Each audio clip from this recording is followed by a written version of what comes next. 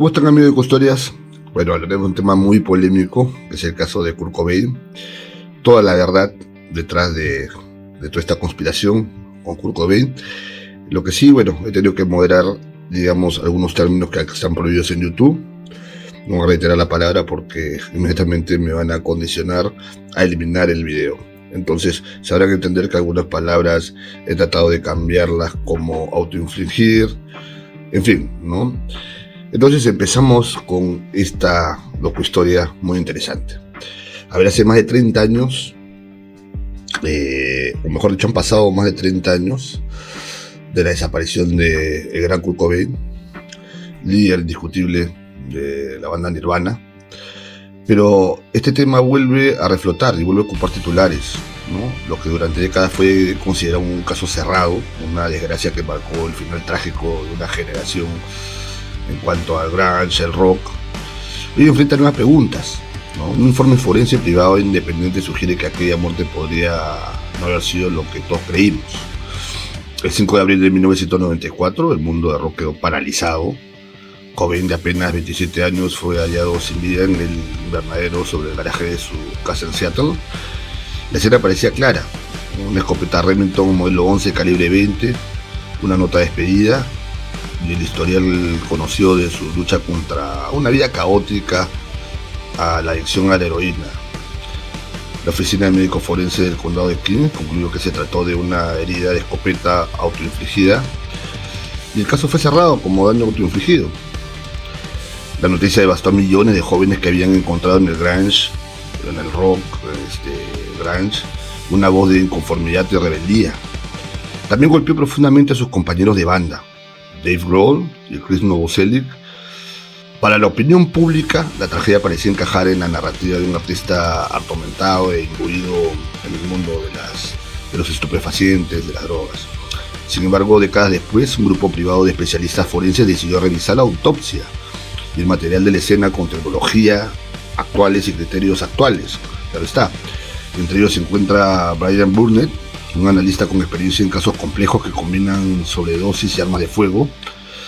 Tras apenas 3 días de revisión, según la investigadora independiente Michelle Wilkins, su conclusión fue tajante. Dijo: esto ha sido claramente un homicidio.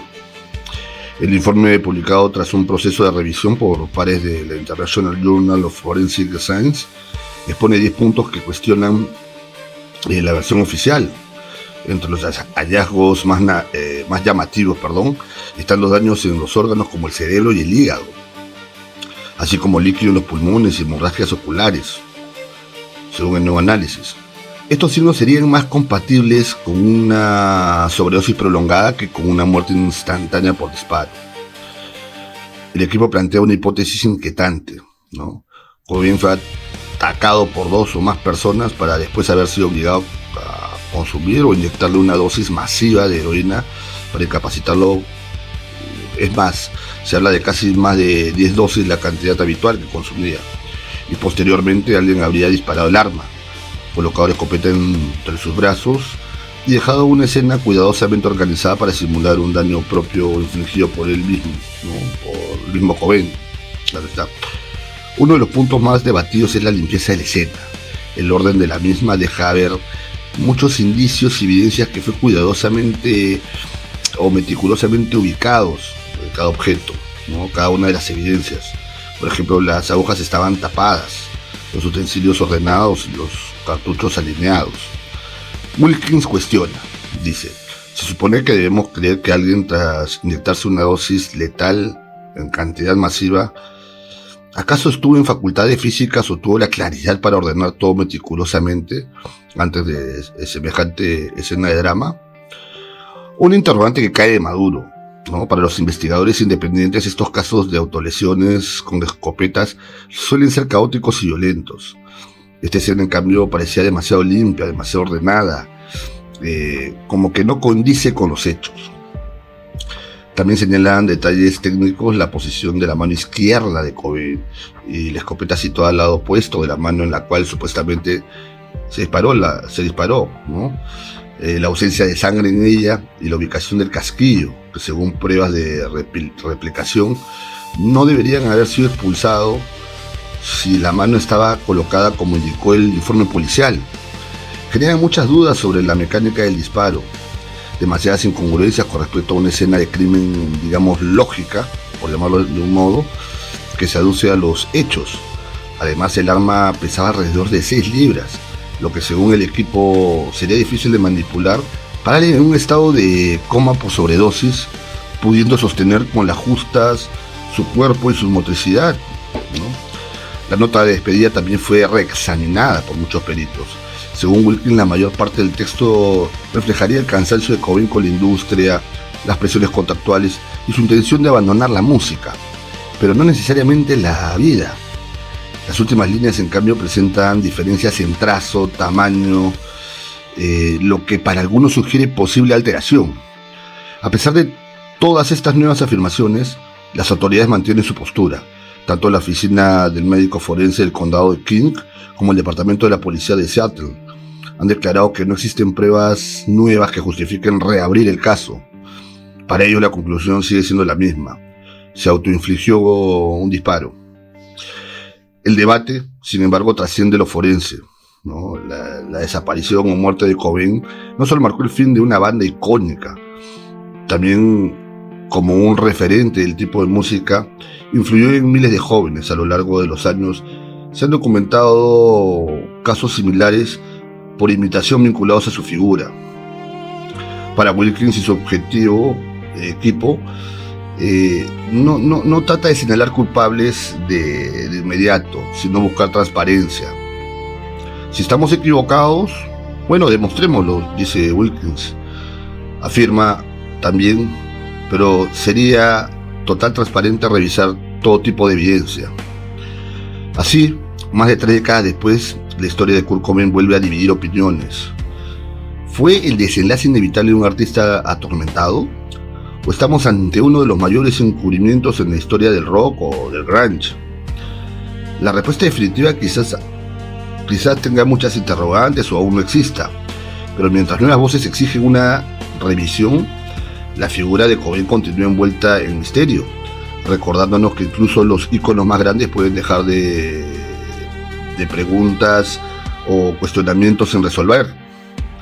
El equipo de investigadores ha pedido que se reabra la investigación, pero a pesar de las nuevas afirmaciones, la oficina del médico forense del condado de King y el departamento de policía de Seattle han dicho que el caso seguirá cerrado. Dicen: nuestro detective llegó a la conclusión de que murió por daño propio. Y esta sigue siendo la postura mantenida por el departamento, declara Daily Mail, un portavoz del departamento de policía de Seattle. La pregunta es: ¿por qué casi 32 a 33 años después se retoma un caso con muchas incongruencias? ¿Por qué se esperó demasiado tiempo para reabrir el caso?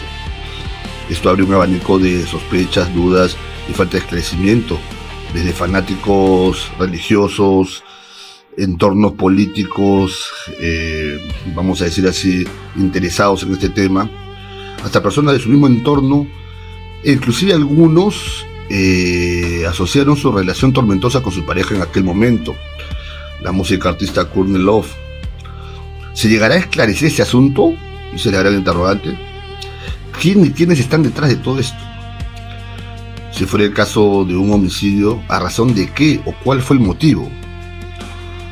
Ojalá se dé con los responsables y quede esclarecido un tema que en el entorno público, musical o del rock siempre quedó en el tintero, y se llegue a los verdaderos responsables de este hecho que conmocionó a la música y en especial al mundo en general. Un músico con una proyección enorme, que hizo música por placer, vamos a decir así, por hobby, y sin querer llegó al éxito y fue adorado por muchos fans, y definitivamente marcó un estilo musical que arrastró a toda una nueva generación y a toda una época.